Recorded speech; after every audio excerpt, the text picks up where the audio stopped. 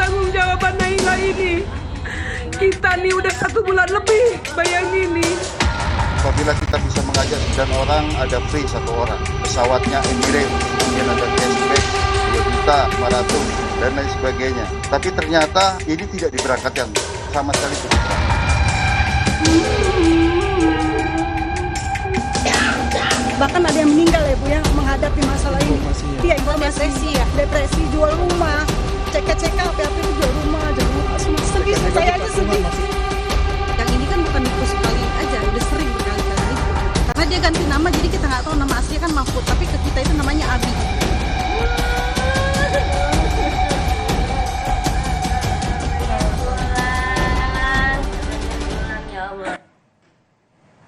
Mahfud, salah satu tersangka kasus penipuan travel umroh PT Naila, saudara, adalah residivis di kasus yang sama. Karena berstatus residivis, Mahfud akhirnya mengganti nama agar tidak ada yang curiga.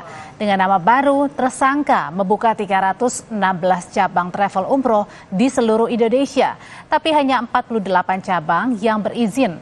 Mahfud juga menawarkan kepada pemilik cabang dengan janji atau hadiah agar tiap cabang bisa membawa banyak jemaah menggunakan travel Naila.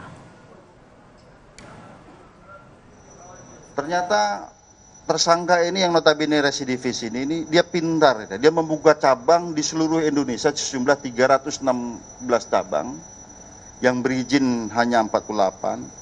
Kemudian disampaikan pada cabang-cabang ini apabila bisa merekrut 900 jamaah masing-masing cabang ini, maka akan diberikan mobil operasional Innova dan juga dana operasional 250 juta. Agar tidak ketahuan bahwa yang bersangkutan ini dulu pernah melakukan modus yang sama ataupun residivis, ya. Yang bersangkutan mengganti namanya, yaitu Mahfud Abdullah menjadi Abi Hafiz Al-Maqdizi.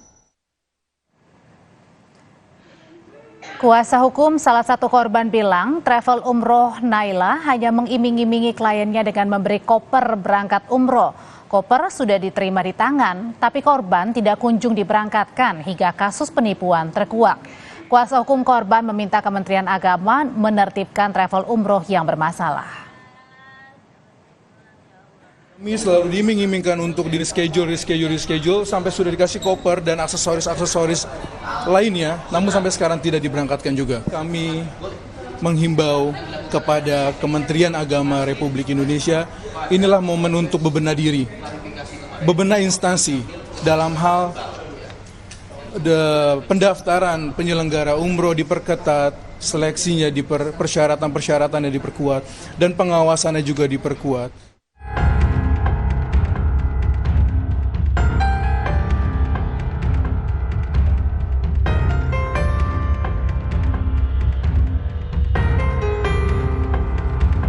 Keluar dari penjara karena kasus penipuan umroh, Mahfud kembali menipu korban jemaah umroh atas nama PT Naila Shafa'ah Wisata Mandiri.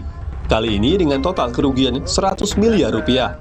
Modus Mahfud menipu korban beragam, seperti menawarkan gratis tiket untuk 1 orang jika bisa membawa 9 calon jemaah umroh menggunakan travel Naila. Bila kita bisa mengajak 9 orang, ada free 1 orang. Pesawatnya Emirates, ya, kemudian ada cashback 2 juta, 500, dan lain sebagainya. Tapi ternyata ini tidak diberangkatkan, sama sekali tidak berangkat. Salah satu korban yang tertipu sudah mengeluarkan uang hampir 400 juta rupiah karena tergiur tawaran gratis 1 tiket. Itu 9 jamaah, free 1 jamaah. Diberangkatkan tanggal 28 Oktober 2022, tapi hingga saat ini tidak diberangkatkan dan dijanjiin, terus-menerus dijanjikan. Itu sejak Oktober tahun kemarin? Oktober. Itu berapa nilai yang dikeluarkan di setiap jamaahnya? 1 jamaahnya 38 juta. 38 juta. Ya. Terus itu di bawah pasaran, kenapa bisa tergiur dengan harga 38 juta? Di bawah pasaran sih, kan Emirates. Berstatus residivis, Mahfud mengganti nama agar tidak ada yang curiga.